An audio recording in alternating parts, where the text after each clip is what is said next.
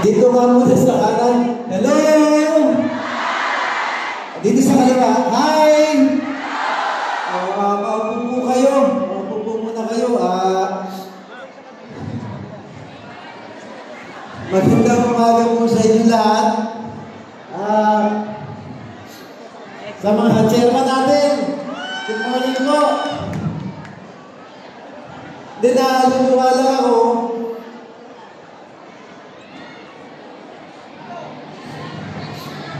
Kaya pag pumapasok ako, yung mga nangangailangan na kababayan natin sa mundo,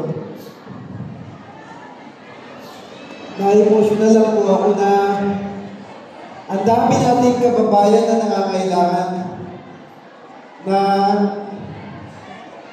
pinagduduk-duk lang yung pang-araw-araw.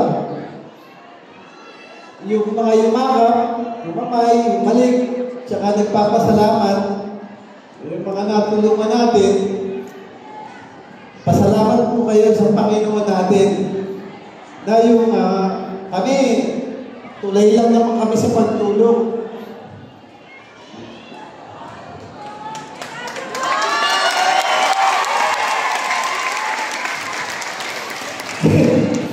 Dapat masaya lang tayo. Masaya kasi ako, kaya ako naluluha. Gawa nung nakita ko yung mga programa natin, nakakabago ng buhay, nakakatulong sa kapwa, at higit sa lahat, nakakadukduk ng buhay ng kapwa natin.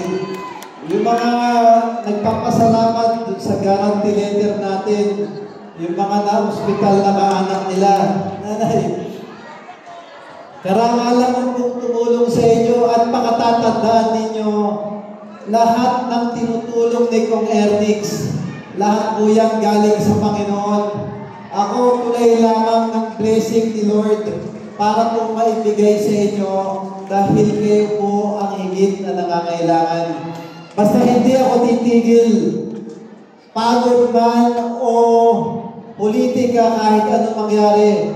Sa maliit kong kaparaanan, kakayod ako araw-araw para matulungan ko po ang lahat ng taga-mundo mula po sa puso ng pamilya. Pasensya na, dahil po ako ng konti. Happy na tayo, happy. Good morning. Mula po sa pamilya namin, kilala niyo ba si Jonix? At yung nanay Dinsay ko, ay kanina nag-aagahan po sila sa bahay bago pumunta dito.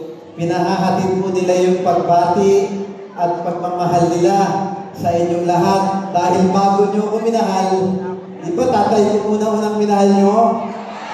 Hindi, sa totoo lang, lahat ng paglingon sa kapwa, paggalang sa nakatatanda sa akin, at lahat ng pagpapakumbaba, at tunay na pagtulong sa kapwa, tinuro po sa akin ng tatay Jonix ko. Kung kakilala niyo si Jonix, alam niyo po, hindi po kami matataas na politiko.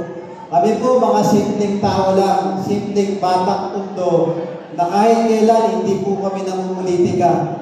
Basta turo sa akin ng tatay ko, na basta hayaan mo yung mga politiko dyan sa gilid, ang pakatatandaan mo, araw-araw huwag mong sasayangin ang bawat minuto. Hanggat kaya mong tumulong sa kapwa mo, tulong ka lang ng tulong. Tulong ng tulong ng tulong. At bago matapos ang lahat, ang araw mo, malalaman mo at nakatingin ang Panginoon. At yun ang intensyon nating lahat, mga batang mundo. Hindi lamang ako.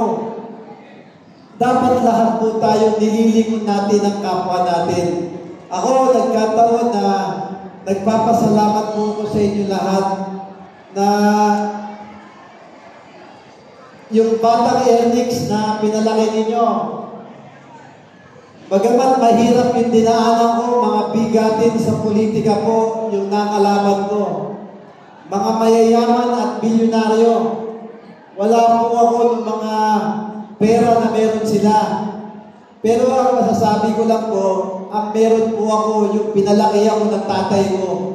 Yung puso na dapat mahalin ko yung kapwa ko.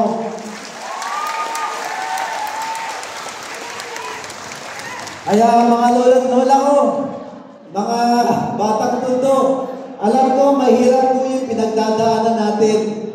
Hindi madali. Yung pang-araw-araw natin laging kulang. Pero sa maliit kong kaparaanan, makakaasa po kayo sa lahat ng laban nyo sa buhay hanggat kaya ko, hanggat buhay ko si Kong Ernix, lagi po akong sasama sa lahat ng laban ninyo sa buhay ng mahal ng batang mundo. O, naririnig tayo ngayon sa ayuda natin. O, nagpapasalamat ako sa national government, unang-una kay Pangulong Bongbong Marcos, kay Speaker Martin Romualdez, at syempre sa mga ahensya ng pamahalaan natin. Pero alam nyo, hindi pala madaling maging congressman. Kasi sa national government, marami tayong kaagaw. Maraming tinutulungan na iba't ibang distrito, mga iba't ibang probinsya. Pero tungkulin ko po bilang congressman ninyo na ipaglalabang kayo lagi sa national government.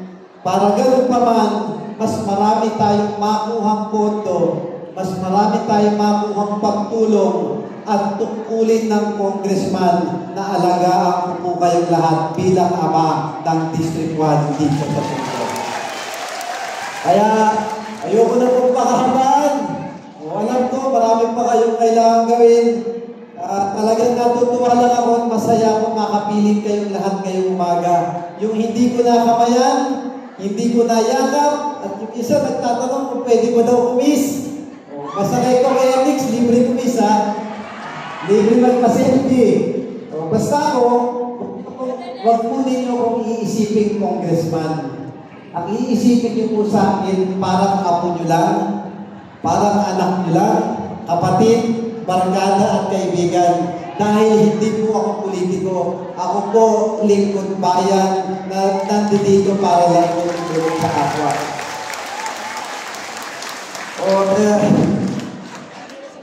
Doon po sa mga natulungan natin, huwag po kayo mag-alala. Hindi po ako titigil na tumulong sa lahat ng batang mundo. Pero meron po akong hihilingin na konti sa inyo. Pwede ba akong humiling? Pwede ba maglambing ng konti? Ito, kasi dinadaan ko sa biro. Pero importante ito. Tayong mga taga-tondo, gusto ko po iisang pamilya lang tayo. Kung titignan niyo po, ito kamao na nilalagay ko lagi sa dibdib. Ito po ang simbolo ni Congressman Ernix. Pag nakikita niyo ako at nakikita niyo yung kapwa batang tondo niyo, pwede ba babatiin natin yung isa't isa na ganito? Pwede? Ang ibig sabihin po nito, tayong mga tunay na batang tondo, dapat mamahalin natin, tutulungan natin, at lilingkunin natin yung kapwa natin, tunay na mga batang tondo. Pwede? Nagtatanong nga, ito, binibiro ko lagi. Paano pag nakita niyo ako sa Jollibee? Pag binati niyo ako ganito, promise, sagot ko na chicha niyo. Hindi! Kahit McDonald's, kahit Shakey's, kahit Andok, kahit sa Umbo, basta magbabatian tayo na ganito, hanggat may laman lang yung bulsa ko, promise, delivery ko na kayo. Pwede? Kasi gusto ko talaga, ang tondo, iisang pamilya lang tayo. Huwag tayong mag-aaway-aaway. Tingnan nyo ha, yung mga politiko, kami ni Yorme, pag nagkikwentuhan, yung mga politiko, pag eleksyon, magkakaaway. Yung mga tao, pag eleksyon, kanya-kanyang kandidato, magkakaaway din. Pagtapos ng eleksyon, yung mga politiko, pati-pati na. Kayo, mga taga-tondo, magkakapit-bahay, magkakaaway pa rin. Hindi, sa totoo lang, tanggalin natin yung politika. Yung mga umiikot-ikot dyan sa paligid, sa mga iskinita, yung walang ginawa, hindi manira ng kapwa. Tama pa mali? nag-iikot sa mga lansangan. Wala nang nakita kundi ako. Agahan, tanghalian, hapunan, pati pulutan, ako na lang ang pinag-uusapan nila. Tama mali? Narinig niyo ba yung paninira nila sa akin? Narinig niyo? Narinig ko rin eh. Hindi, grabe talaga. Napakasakit. Ngayong election lang ako nakakita na mga kandidato, imbis na sabihin nila yung gusto nilang gawin sa kapwa nila, imbis na tumulong na lang sila, sisirain nila yung kapwa nila para lang magwagi sa mga intensyon nila. Tama po ba? Ang tao na hindi kayang iangat ang sarili, sisirain na lang ang kapwa nila para mapansin sila. Ang mensahe ko sa mga kapunggali ko na araw-araw, gabi-gabi sinisiraan ako. Sana haplusin ng Panginoon ang puso nila at bago nila ako siraan, tumingin muna sila sa salamin at baka mas masakit ang makita nila. At ang mensahe ko sa mga kapunggali ko sa politika, basta ako hanggang maaari, hindi po ako maninira ng kapwa. At ang masasabi ko sa kanila, basta God bless you at may peace be with you po. Pangalawang lambing ko sa inyo, mga marites po ba kayo? Medyo. Bye. Taas nga kamay mga marites. Talaga? O kung marites kayo, may mga cellphone po ba kayo? Taas ang kamay may cellphone. Taas ang kamay walang cellphone. Sinanay, ito walang cellphone, ito may cellphone. Sino walang cellphone? Wala kayong cellphone? Ito. Nanay, wala kang cellphone? Yan na. Malapitin mo nga si nanay dito. Wala nang lapit. Nanay, wala kang cellphone, nanay. Jake. Nay, ito para sa iyo. Apo, nay, kunin mo na to. Upo mo kayo. Apo.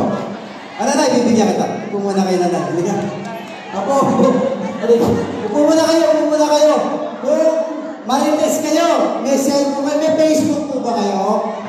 Tasa nga may Facebook.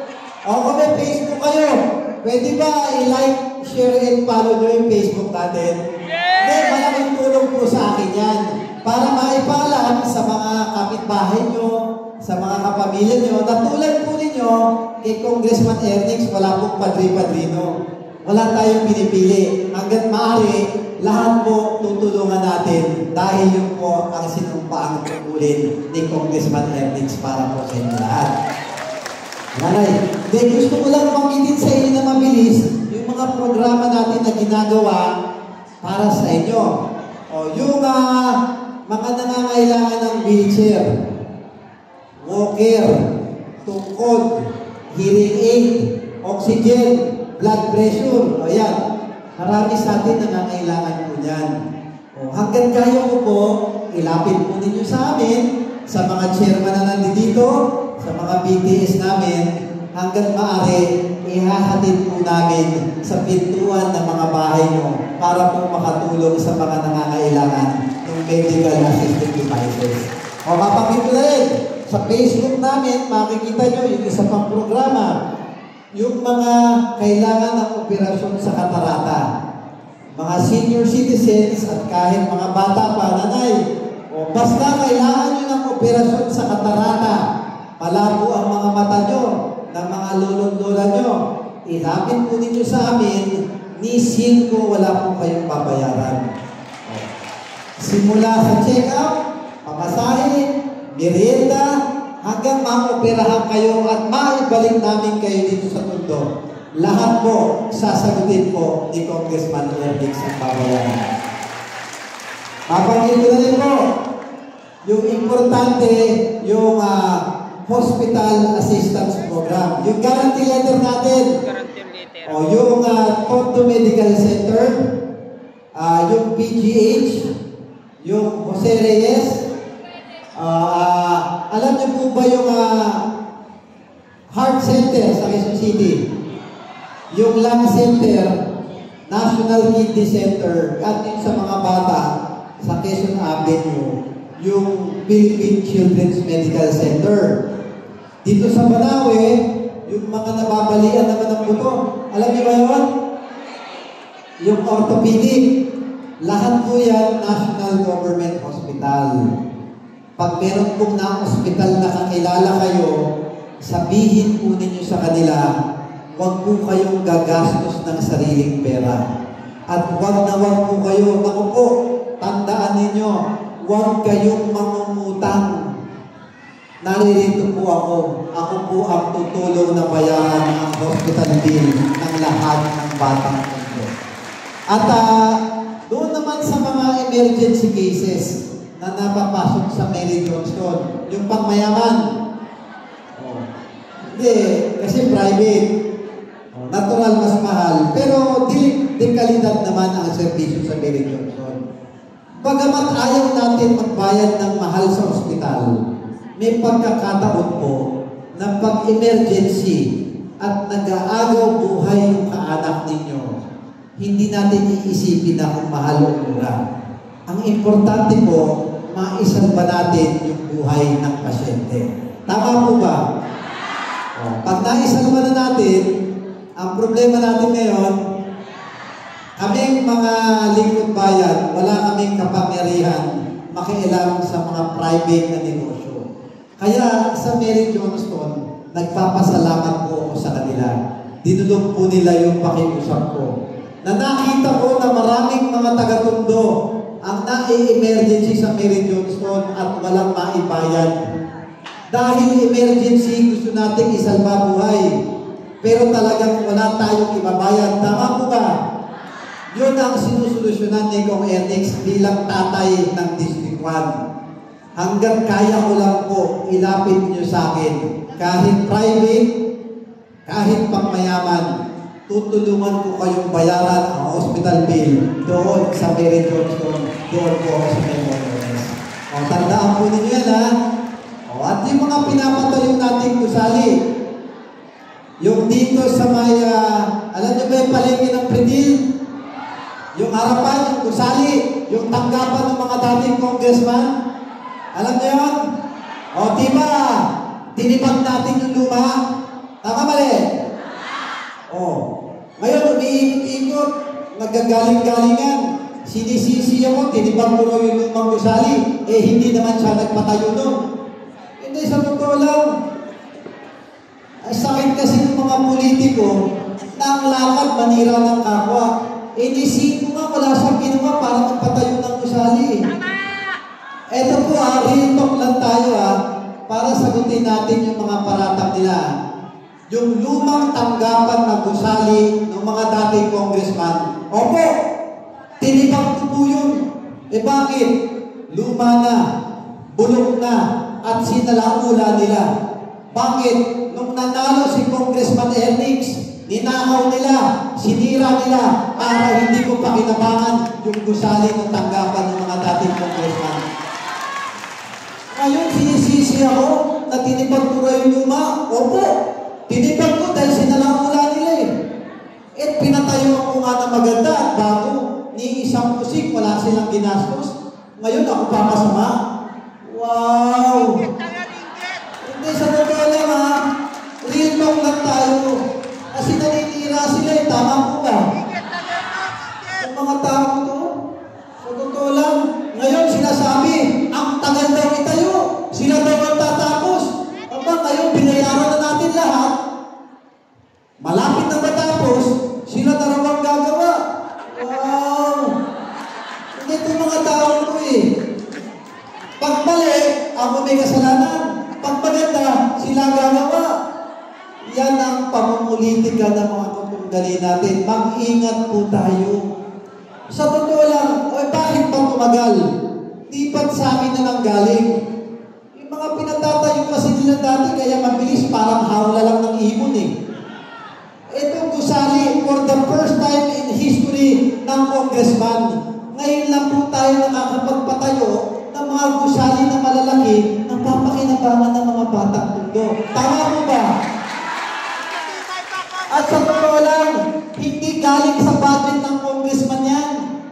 Yan, pinupursigihan natin, ipinakausap natin, nilapit natin kay Pangulong Bongbong at nalingon tayo dahil ako po nagtatrabaho bilang kauna-unahang Assistant Majority Floor Leader ng Kongreso. For the first time, nagkaroon tayo ng Assistant Majority Floor Leader, nanay. Dahil sa pagsusumikap natin sa mundo, nilingon tayo ng pamahalaan at binibigyan tayo ng karagdagan na tulong at nakakapagpatayo tayo ng mga gusali na yan. Unang taon, naglalagay tayo ng pondo. Pangalawang taon, hihingi tayo at madadagdagan. Kaya aabutin talaga ng mahigit 2 taon makapagpatayo ng isang malaking gusali. Tama po ba? Mga ito nagagaling-galingan na naman. Hindi, sa totoo lang. Tapos, ang mga politiko, ang congressman, ang mga mayor, ang vice mayor at konsehal, lahat yan pangsamantalang mga posisyon lang. Hindi kami habang buhay nandito. Pero ang importante, ang programang iiwanan ng mga kandidato, ng mga lingkod bayan, kahit wala na kami dito, maiiwan para sa mga tao, panghabang buhay, papakinabangan ng mga batang mundo. Hindi ko maintindihan sa mga katunggali ko, mga nanggagaling-galingan. Ngayon daw ako tumutulong, hindi nila alam. Simula na upo tayo, hindi na ako tumigil tumulong. Palibhasa, mga hindi uuwi dito sa mundo, kaya hindi nila alam ang nangyayari dito sa mundo. Sa totoo lang, hindi kasi masakit eh. Mga babo yan, mga babo! Hindi masakit talaga na kami ng tatay ko araw-araw, wala kaming ginawa kung hindi tulungan ang kapwa natin batang mundo at dapat mahalin natin ang isa't isa. Ngayon, binabaliktad nila ang katotohanan. Sila lang daw ang magaling. Kami daw walang kwentang mga lingkod bayan. Mga batang mundo, sa lahat ng paninirang tinatapon nila sa akin, pwede ba tulungan ninyo kung pasinungalingan lahat ng paninira sa akin? Pwede? Tao lang po ako, nasasaktan din. Pero kahit kailan,